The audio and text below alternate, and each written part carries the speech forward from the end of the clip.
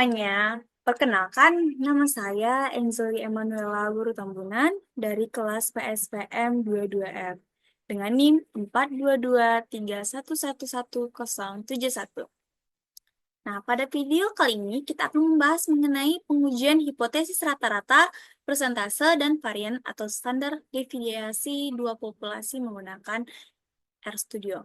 Sebelum masuk ke dalam aplikasi RStudio-nya teman-teman, kita akan membahas materi sedikit saja tentang independent t-test, uji F, dan uji Z.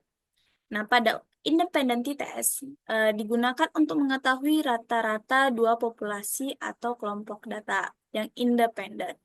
Nah, hipotesis statistiknya itu H0 jika tidak ada perbedaan signifikan antara kedua kelompok data atau value-nya itu lebih besar dari 0,05, dan H1 ada perbedaan signifikan antara kedua kelompok data di mana p-value-nya itu kecil 0,05. Dalam uji ini terdapat dua prasyarat yang harus dipenuhi, yaitu data berdistribusi normal dan homogen.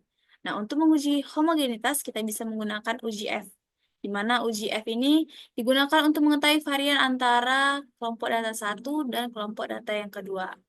Nah, jika p-value-nya itu lebih besar dari 0,05, maka varian kelompok A dan kelompok B itu sama atau sifatnya homogen.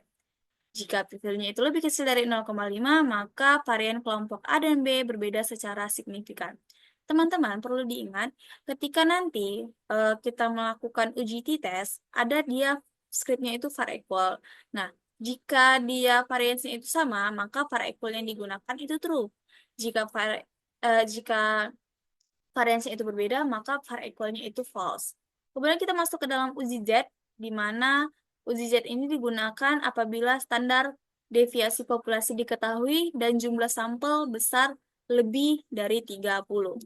Di sini sudah ada studi kasus yang akan kita pecahkan dengan RStudio, di mana seorang dosen ingin mengetahui apakah terdapat perbedaan nilai kuis harian antara kelas PSPMA dan kelas PSPMB pada mata kuliah Kapita Selekta Matematika. Masing-masing kelas terdiri dari 32 mahasiswa.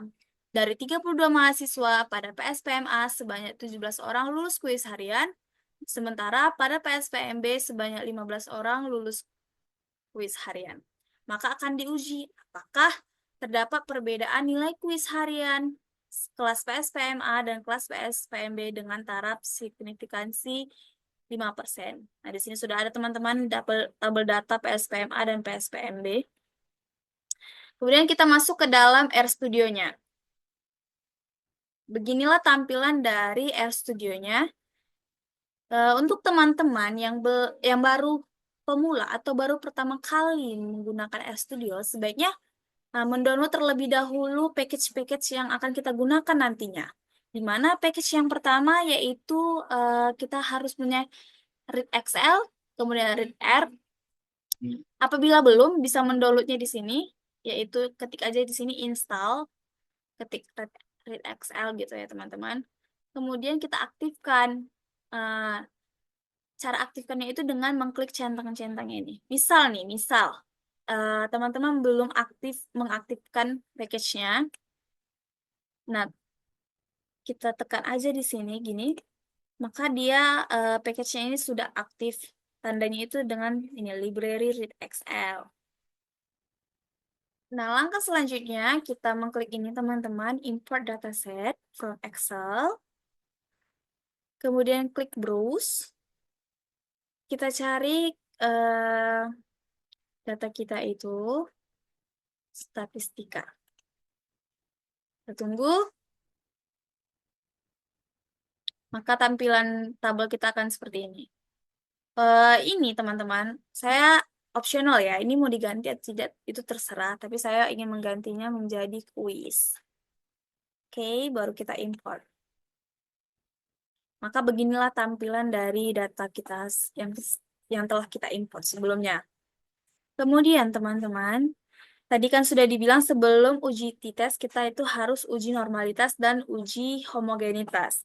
Nah, uji normalitas kita bisa klik scriptnya yaitu Sapiro test, nama filenya, quiz, baru klik $, klik PSPMA. Kemudian kita klik enter. Maka didapatlah p-value-nya itu lebih besar dari 0,5. Ini teman-teman, 0,06. Artinya data pada PSPMA ini sudah normal. Kemudian kita cari lagi apakah data keduanya itu normal atau tidak. Kita masukkan nama file. Kita klik $PSPMB. Kemudian kita klik enter.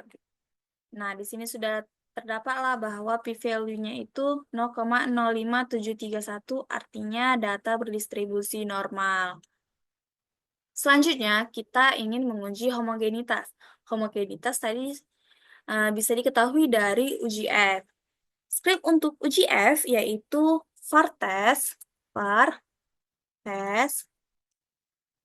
baru kita masukkan nama file quiz, kita klik $, baru masuk PSPMA, kita klik lagi nama filenya $, baru PSPMB, klik enter. Maka didapatlah bahwa p-value-nya ini 0,1815. Artinya bahwa ketika p-value lebih besar dari 0,05 maka data bersifat homogen. Nah, selanjutnya kita akan masuk ke dalam t-test. Untuk script t-test ini yaitu t.test, baru nama file quiz,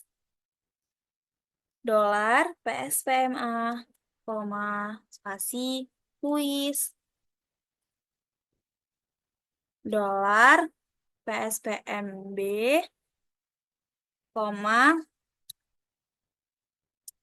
spasi var equal. Nah, var equal ini tadi sudah saya katakan bahwa ketika dia datanya homogen, maka digunakanlah true. Tapi ketika datanya tidak homogen, atau berbeda, maka yang digunakan var equal-nya itu false. Nah, karena tadi kita itu p-value-nya itu di atas 0,05, maka kita gunakan yaitu true. Kemudian, kita ketik lagi, confidence